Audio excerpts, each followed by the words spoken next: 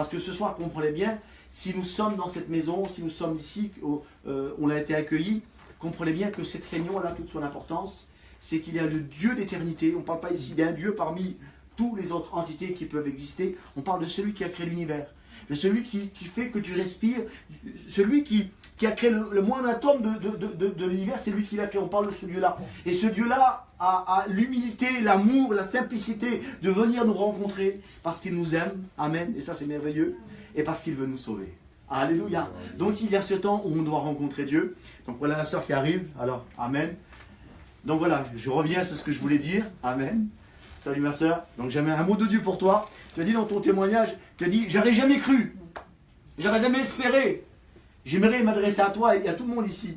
Ne vous arrêtez jamais de croire. Amen. Et ne vous arrêtez jamais d'espérer. Amen, Seigneur. Quelles que soient les circonstances, quels que soient les problèmes, quels que soient, excusez-moi, les deuils, les maladies, ne vous arrêtez jamais de croire, de faire confiance à Dieu et de toujours porter vos regards vers le ciel. C'est là, dans la Bible, il est écrit au psaume 121, il dit, je lève mes yeux vers les montagnes. Il dit, d'où me viendra le secours? Le secours ne me viendra pas de la montagne, ne me viendra pas de ce qui est élevé, mais le secours me vient de l'Éternel, donc ce qui est plus haut que la terre, plus haut que la montagne. Alors que peu importe les circonstances, je ne veux pas arrêter d'espérer en Dieu. Amen. Amen. Amen. Alléluia. Béni soit le Seigneur. Donc nous avons un temps ce soir où nous allons écouter la parole de Dieu. Alléluia. Et j'aimerais avec vous m'entretenir sur un thème merveilleux de la parole du Seigneur qui se trouve, on va prendre pour introduction le chapitre 55 du livre d'Ésaïe au verset 6 où c'est Dieu qui parle à travers la bouche du prophète. Et Dieu nous parle ce soir. Et Dieu dit ceci, cherchez l'Éternel pendant qu'il se trouve. Invoquez-le tandis qu'il est prêt. Cherchez l'Éternel pendant qu'il se trouve. Invoquez-le pendant qu'il est prêt. J'aimerais même préciser à quelqu'un ce soir, à quelqu'un, j'ai écrit une petite prédication, je l'ai imprimée tout à l'heure, mais j'ai une maladie, moi c'est quand je prêche, avant de prêcher j'écris tout le temps. Et Dieu me dit de donner un mot. Alors je l'ai marqué ici, j'ai marqué ce mot-là. Il se trouve dans le livre d'Osée au chapitre 10 et verset 12 je crois, où il est écrit simplement, il est temps de chercher l'Éternel.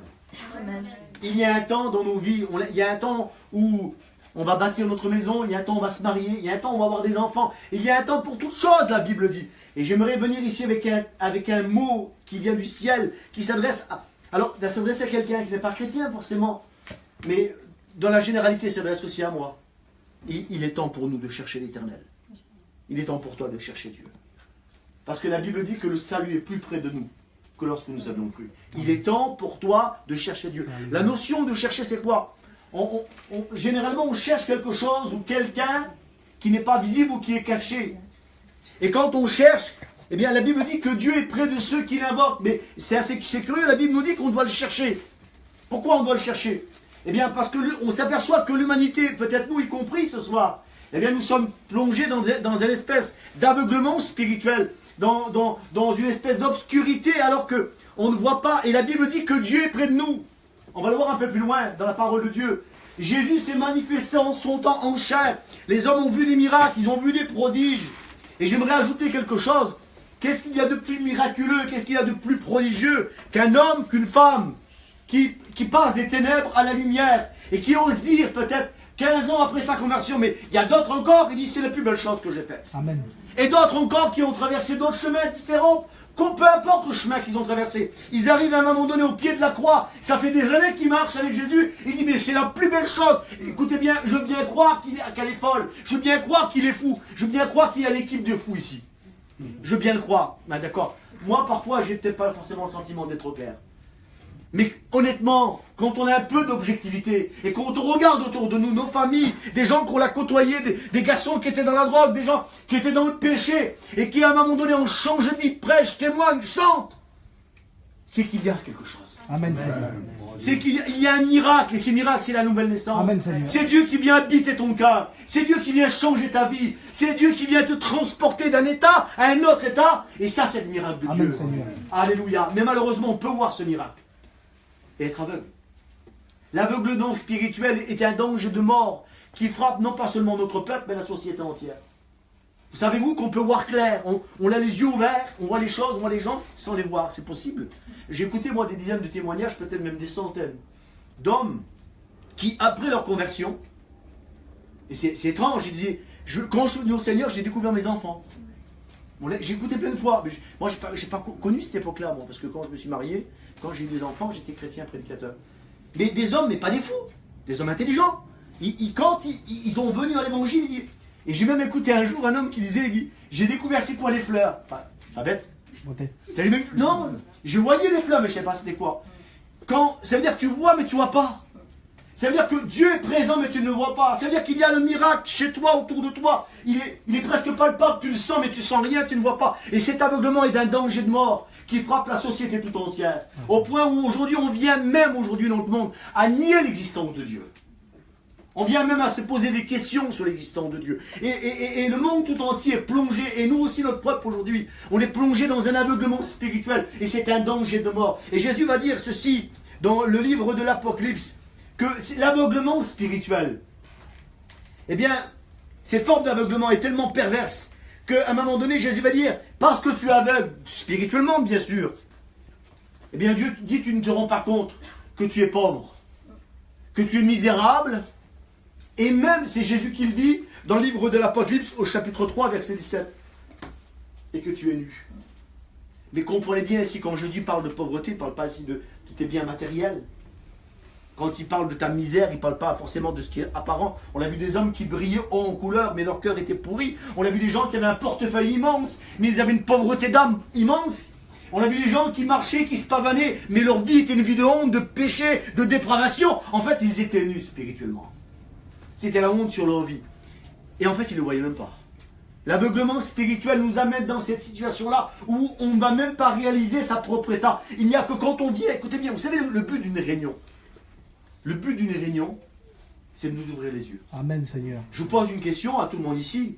Avant d'écouter l'évangile, est-ce que tu réalises que tu es pécheur? La Bible dit que ce n'est qu'à travers la loi, la Bible, que je réalise que je suis pécheur. La Bible, elle m'éclaire. La Bible dit que c'est une lumière. Elle se dresse sur ma vie. Elle m'éclaire, elle me montre l'état réel de mon âme, de mon être, qui je suis. Mais elle me montre aussi le chemin et le moyen pour être sauvé, délivré de mon péché. L'aveuglement spirituel est un danger de mort qui frappe la société et qui fait qu'on peut louper l'opportunité ou le moment ou le temps où Dieu vient nous visiter. Savez-vous qu'il y a des temps? La Bible dit, cherchez l'Éternel pendant qu'il se trouve. Invoquez-le tandis qu'il est prêt. Ça veut dire qu'il y a des temps, on va le voir ensemble. Il y a un temps où tu as la possibilité de chercher Dieu. Et puis il y a un temps où tu n'auras plus la possibilité de chercher Dieu. Et j'aimerais m'entretenir avec vous ce soir.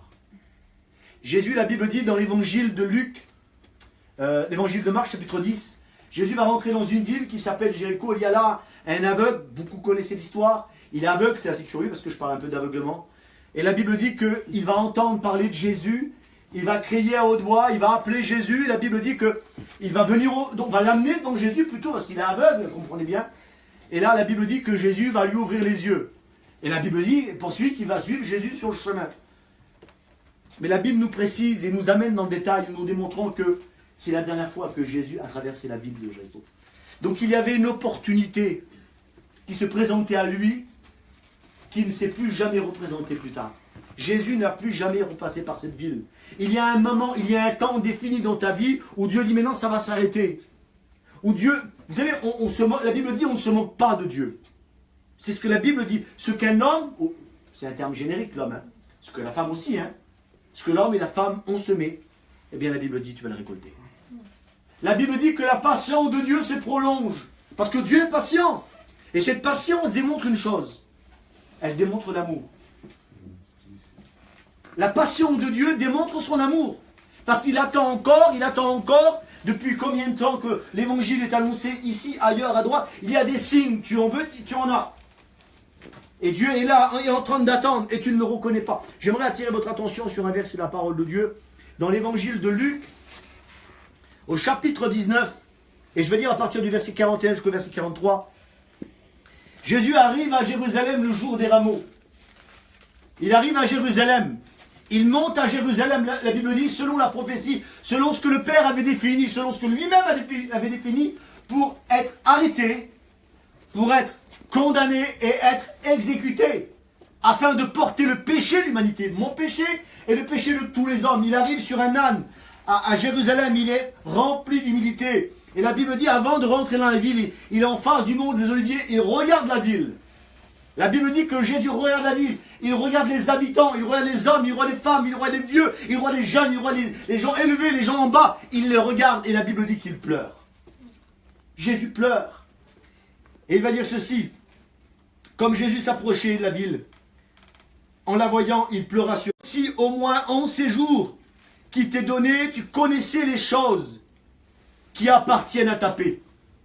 Dieu regarde, il pleure et il dit aux gens, vous n'êtes même pas capable de voir, de reconnaître que moi j'apporte la paix, que je suis le roi de gloire, je suis l'auteur de la création, je suis celui qui vient vous délivrer. Pleurer, ou comme il pleure, j'en suis certain, sur beaucoup d'entre nous peut-être ce soir. Si toi aussi, au moins en ces jours qui t'est donné, tu connaissais les choses qui appartiennent à ta paix. Mais maintenant, écoutez bien, mais maintenant, elles sont cachées à tes yeux. Il viendra sur toi des jours où des ennemis t'environneront de tranchées et t'enfermeront de toutes parts et te détruiront, toi et tes enfants, au milieu de toi. Amen. Il viendra des jours, et je vais en parler dans quelques minutes, il y a un temps où Dieu nous parle, où Dieu s'adresse à nous. L'évangile, c'est quoi? L'évangile, c'est un message d'amour, c'est un message de paix. Vous connaissez un chrétien, je ne parle pas d'un baptisé, hein. Attention, hein. Vous connaissez un chrétien, vous savez c'est quoi un chrétien? Pas un baptisé, il y a plein de baptisés qui vont dans l'enfer. Parle d'un chrétien, quelqu'un qui marche avec le Seigneur, simplement, il n'est pas parfait. Mais vous connaissez un chrétien authentique qui est malheureux, vous? Pas financièrement, mais qui est malheureux. Vous connaissez une chrétienne authentique qui est malheureux, vous?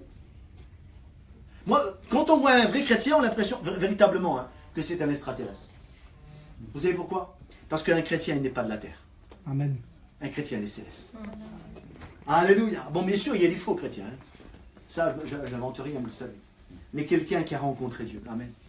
Pendant combien de temps encore Dieu va insister à la porte de ton cœur? Combien de temps, combien d'années encore le Dieu d'éternité va te laisser cette opportunité où il va te dire maintenant, c'est pour toi le jour du salut. Je poursuis avec vous avant d'aller plus loin et de conclure mon message. Jérémie chapitre 29.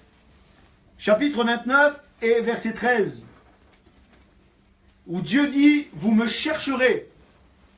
C'est Dieu qui parle. Vous me chercherez et vous me trouverez. Si vous me cherchez, il y a une condition, il y a un si, le préfixe. Il y a une condition. Si tu cherches Dieu, excuse-moi, en grattant le nez, vous comprenez l'expression, voilà, si tu es là, voilà. Non, ça ne marchera pas. Écoutez, on ne parle pas ici d'une bonne affaire. Hein. Va chez Ikea, il y en a peut-être, je ne sais pas, bon, on ne parle pas de ça. En parlant de bonne affaire, vous avez vu le truc en ce moment qui s'est passé chez Intermarché là? Mais c'est de la folie. Il y a quelqu'un qui a dit, puis c'est passé 70% sur les pots de Nutella. T'as pas vu ça? Ils sont battus, non? Ils sont battus. Il y a mon frère, ils sont battus. Ils sont battus, j'ai vu la vidéo. Les gars, pots de Nutella, 1,50 €. Ah, va acheter du Nutella, tu veux faire une bonne affaire? Je ne parle pas d'une bonne affaire ici. Mais les gens, vous vous rendez compte, ils ont cherché le Nutella comme s'ils dépendaient du salut de leurs âmes. Bon, je veux bien croire que le Nutella c'est bon. Bon. Mais, plus sérieusement, on ne parle pas de ça ici. On parle de ton âme, de ton éternité. On parle de ton salut, de ton foyer. On te parle de la vérité. On ne parle pas d'une vérité. Ce soir, je ne viens pas avec une prétention, je viens avec une affirmation. Dieu est la vérité. Jésus-Christ est la vérité. Amen. Jésus il a dit, je suis le chemin, je suis la vérité et la vie. Tu cherches ailleurs, à gauche, à droite, tu trouveras des impasses. On l'a fait, on l'a cherché comme toi. Et d'autres avant nous l'ont fait. On parle de la vérité. Amen, Seigneur. Dieu dit, vous me chercherez, vous me trouverez, à une condition, si vous me cherchez de tout votre cœur. Et ça, c'est la condition par excellence. Quelqu'un pourrait dire, et j'entends ici quelqu'un. En vrai, des fois, quand je prêche, j'ai l'impression d'entendre les pensées. Non, je plaisante. Mais sérieusement, j'ai tellement l'habitude de parler avec les hommes et avec les femmes que quelque part, je sais ce que les gens pensent. Et comment tu penses? Je vais te dire comment tu penses. Oui, mais j'ai déjà cherché Dieu, moi. J'ai déjà été à la réunion. J'ai même levé ma main. Et puis, j'ai vu mes cousins toucher. Alors moi, j'ai levé ma main, puis j'ai dit, Seigneur, c'est vivant. Et alors, qu'est-ce qui s'est passé? Ben, c'est rien passé. Mais tu m'étonnes pas du tout. Tu n'as pas cherché Dieu de tout ton cœur. Tu as mis plus d'énergie à chercher le pot de Nutella, excuse-moi peut-être comme ça, qu'à chercher Dieu. Jésus va dire cette parole dans l'évangile de Matthieu, chapitre 11 et verset 12, que pour le saisir, il faut être violent. Il faut être violent, il faut une violence. Il faut faire violence à sa chair, pourquoi? Parce que dans ma chair, il y a les ambitions de la terre, il y a les désirs du monde. Dans ma chair, il y a quoi? Il y a tout un combat, toute une lutte intérieure qui veut me ramener à la terre, qui veut me ramener au péché. Alors la Bible dit qu'on doit être violent. Tu cherches Dieu, cherche-le de tout ton cœur. N'aie pas de demi-mesure, cherche-le de manière entière. Amen. Amen. C'est bon ce que je dis ce soir, je trouve. Amen. Sérieux, je trouve que c'est bon. Non, généralement, la parole de Dieu. Amen. Mais la question, c'est la question. La Bible dit, je reviens sur le verset du départ, et je vous demanderai vraiment d'être attentif. Parce que c'est beau ce que je dis, on peut même plaisanter sur certaines choses. On peut, vous voyez, pour Nutella, machin, tout ça, pas de souci. Mais c'est beau, l'évangile, il n'y a pas plus beau, elle a témoigné qu'elle a la paix, la sœur, elle met un bouquet de fleurs, il n'y a pas plus beau, c'est trop beau. Et si on écoute tous les témoignages ici, tout le monde va vous dire, c'est magnifique, c'est trop beau, il y a eu ça, j'ai la paix, j'ai la joie. En fait, l'évangile, c'est pas un mot de bisounours, pour dire la vérité, c'est on est bien les pieds sur terre. Mais il y a une raison à ça. Regardez bien ce que la Bible dit. Il dit, cherchez l'Éternel pendant qu'il se trouve, invoquez-le pendant qu'il est là. Vous savez, là, je vais peut-être vous faire rire, mais tant pis. Quand il y a les soldes, il y a des bonnes affaires. Mais quand les soldes sont finis, là je parlais des femmes, ça parle beaucoup ça. Mais quand les soldes sont finis, il n'y a plus de bonheur. Bon, je sais que l'image n'est pas terrible. Mais comprenez bien, ça veut dire quoi? Ça veut dire qu'il y a un temps où on ne trouvera plus Dieu. Ça veut dire qu'il y a un temps où tu auras beau l'invoquer, Dieu ne répondra pas. Pourquoi? Parce qu'il y a une règle. Et cette règle, c'est que tout finit par finir. Il y a un temps où ce que nous vivons maintenant, là, va s'arrêter. Et ce temps-là est proche. L'opportunité que nous avons, les occasions que nous avons de donner ta vie au Seigneur, de te repentir, de demander pardon, ça existe encore, mais pendant combien de temps encore? Pendant combien de jours encore? Et j'aimerais vous dire quelque chose, je suis un homme de Dieu comme mes frères, et j'étudie la Bible, et je regarde les actualités, et je m'intéresse aux prophéties de la Bible, et la Bible ne ment pas. Je n'ai pas le temps de vous parler des prophéties bibliques ce soir. Il y en a, je crois, 737 prophéties dans la Bible. Sur les 737 prophéties, il y en a plus de 600 qui sont accomplies. Rendez-vous compte. Et je n'ai pas le temps ici de détailler ça, mais ce que j'aimerais attirer votre attention sur quelque chose. La Bible dit ceci dans le livre de l'Apocalypse au chapitre 10 et verset 6. Où Dieu dit, c'est Dieu qui le dit, alors il ne ment pas. Il viendra un temps où il n'y aura plus de temps. Il viendra un temps où la porte sera fermée. Il viendra un temps, la Bible dit, dans le livre des Proverbes, au chapitre 1er, verset 28, alors les hommes m'appelleront, dit l'Éternel. Les hommes commenceront à m'appeler et diront, on t'appelle, t'es où Dieu? Les hommes appelleront l'Éternel. Et Dieu dit, je ne répondrai pas. Ils me chercheront, ils ne me trouveront pas. Rendez-vous compte? Le Dieu d'éternité, la Bible dit que Dieu est prêt aujourd'hui, maintenant, de ceux qui l'invoquent. Quand un malheureux crie, l'Éternel l'entend, il le secourt, il le délivre. Mais il y a une échéance, il y a un temps déterminé où Dieu va venir, où ta vie va s'arrêter, de toutes les manières, que ça se passe d'une façon ou comme d'une autre, ça se termine. Où il sera trop tard. Peut-être que Dieu va revenir ce soir, ou peut-être toi tu vas partir ce soir. Quoi qu'il en soit, si tu n'as pas saisi le temps qui t'est donné, eh bien la Bible est formelle là-dessus. Il y a deux endroits où passe l'éternité. Et la Bible dit ceci dans le livre des Hébreux, chapitre 9. Comme il est réservé aux hommes de mourir une fois, après quoi il y a un jugement. Il y a une réalité qui existe. Et quelle que soit notre idée, quel que soit ce qu'on pense, nous sommes tous confrontés un jour. Cette réalité s'appelle la mort. Et la mort, elle existe. La Bible dit que la mort, c'est une entité qui existe depuis la nuit des temps. Et la Bible dit que la mort est tellement terrible, tellement horrible, que Dieu, à la fin des temps, il n'y a qu'à la fin des temps, à la fin du monde, à la fin de la terre, à la fin de l'univers, que Dieu dit, mais non, on en finit avec la mort. Il n'y a que là où Dieu dit, on en finit avec la mort. La mort, elle frappe tous les hommes. Et je n'ai pas ici besoin d'énumérer toute l'actualité. Seulement, on regarde autour de nous, elle frappe tous les hommes. Et je ne veux pas être maladroit ici, mais on a tous ici eu des personnes qui sont parties de manière subite. La mort. Et le premier événement, le premier élément auquel on ne pense jamais, et auquel on est tous confrontés. On veut tous éviter les pensées. Et je vous souhaite de tout mon cœur que pour vous l'échéance soit le plus tard possible. Même que soit le souhait que je peux proposer ce soir. C'est pas ça qui va s'accomplir. Donc la première échéance, c'est la mort. La deuxième chose, admettons que tu ne meurs pas. La Bible nous annonce un événement qui va venir sur la terre. Cet événement, c'est un événement glorieux pour ceux qui est prêt. En tout cas, pour moi, il l'est. Pas pour vous, mais pour moi, il est glorieux cet événement. La Bible dit que Jésus va revenir. Alléluia. Et nous y croyons. Nous croyons. Vous vous rendez compte, on croit en ça. Vous savez, c'est quoi le fondement même de notre foi?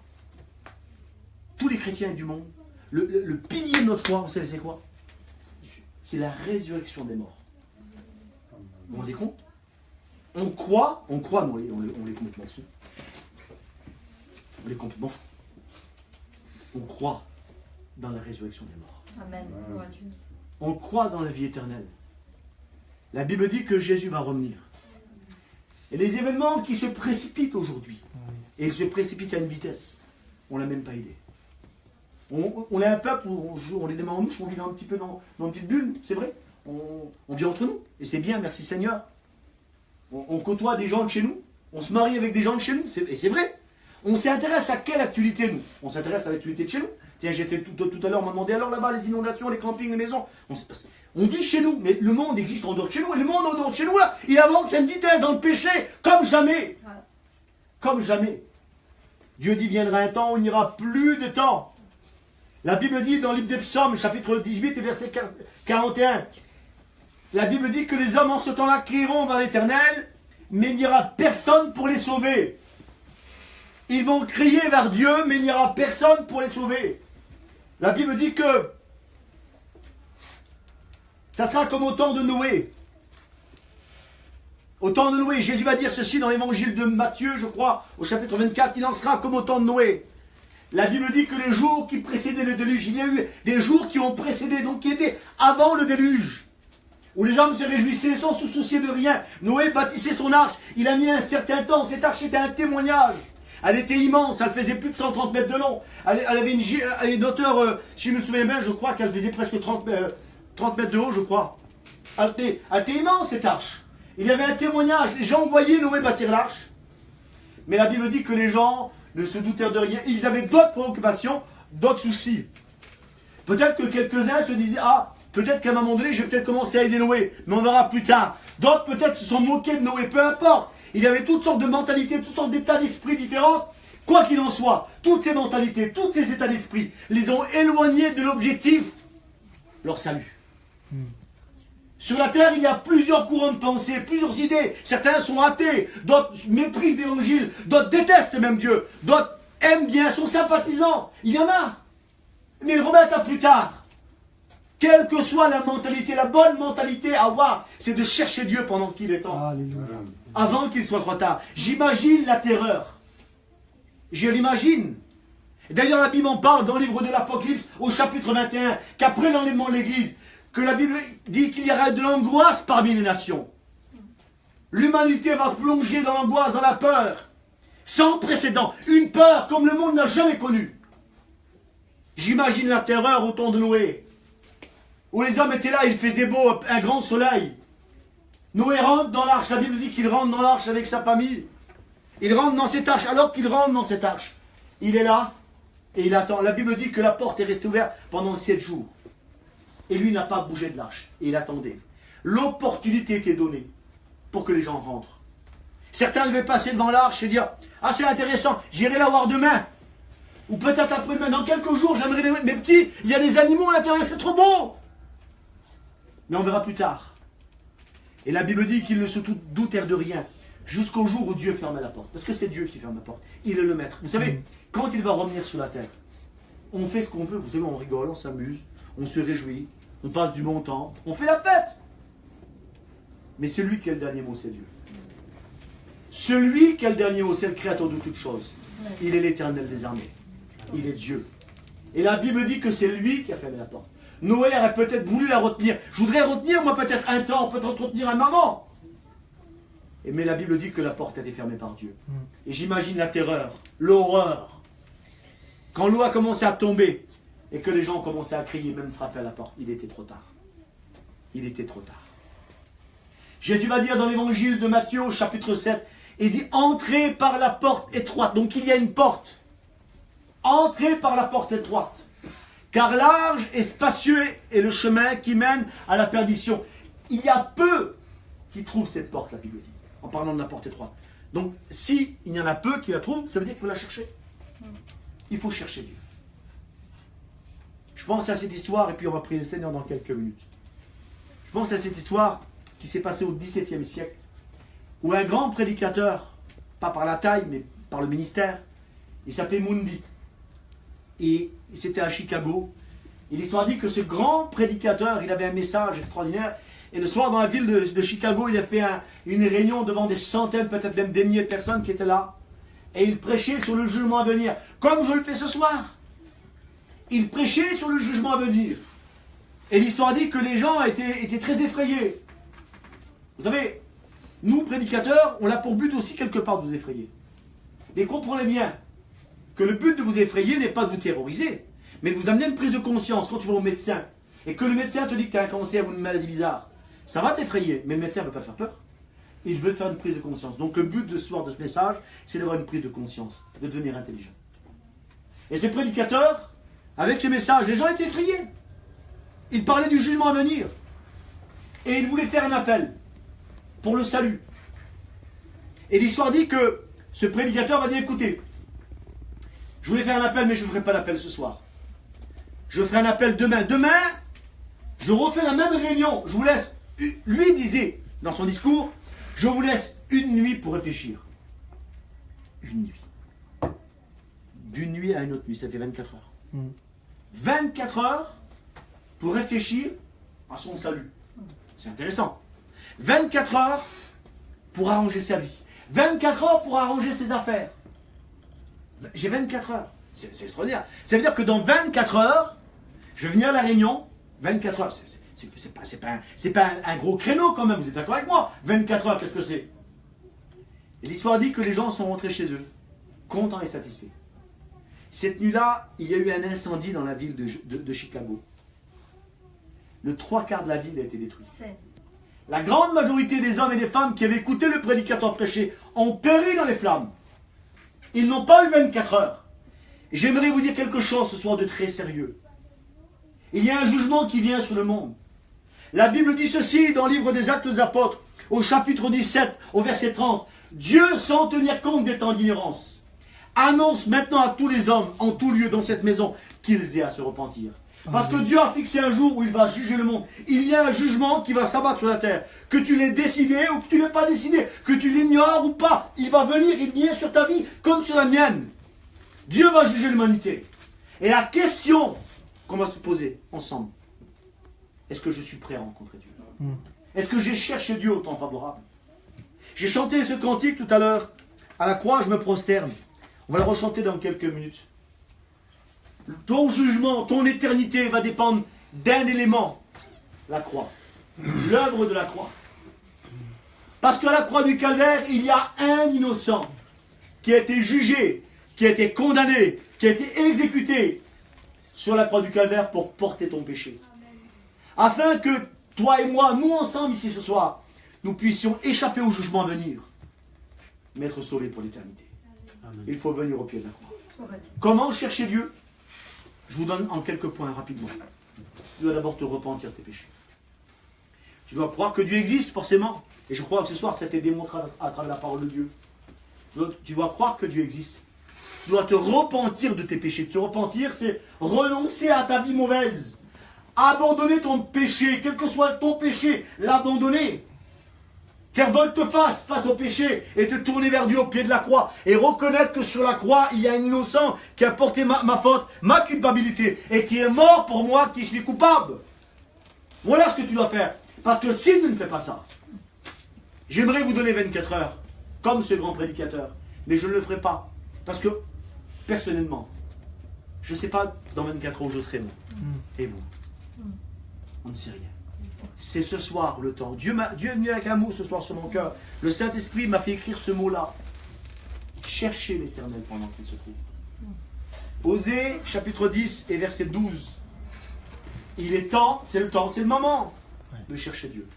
C'est le moment de t'approcher de Dieu. Ici dans cette maison, laisse ton orgueil de côté, laisse ta fierté de côté, laisse tes préjugés de côté. C'est le temps maintenant. Il en va de ton salut, il en va de ton âme. On va prier le Seigneur ensemble. Seigneur, nous voulons élever ton nom. Ta parole est vraie. Seigneur, je prie, Seigneur Dieu, pour les hommes, les femmes qui sont ici, qui ont écouté ce message. Je prie, Seigneur, pour une action puissante de ton esprit. Je prie, Seigneur Dieu, que, eh bien, les mots que j'ai dit puissent maintenant résonner dans le cœur. Oh, tendre Saint-Esprit, je te prie. Agis dans les cœurs et dans les vies comme toi tu sais le faire. Je t'en supplie. Il y a des personnes ici, Seigneur, j'en suis certain, qui doivent être sauvées, être arrachées de l'enfer. Et tu les aimes et tu as démontré, tu démontres encore ta patience, ta bonté. Seigneur, tu veux sauver, tu veux sauver. Seigneur, je t'en supplie, Seigneur. Restons les frères, on va chanter ce cantique. Seigneur, tu me cherches. Tu me connais. Dieu me connaît. Dieu me connaît. Ta main me soutient. Je sais que tu m'aimes. Ta sainte présence, sans sa présence ce soir, elle m'en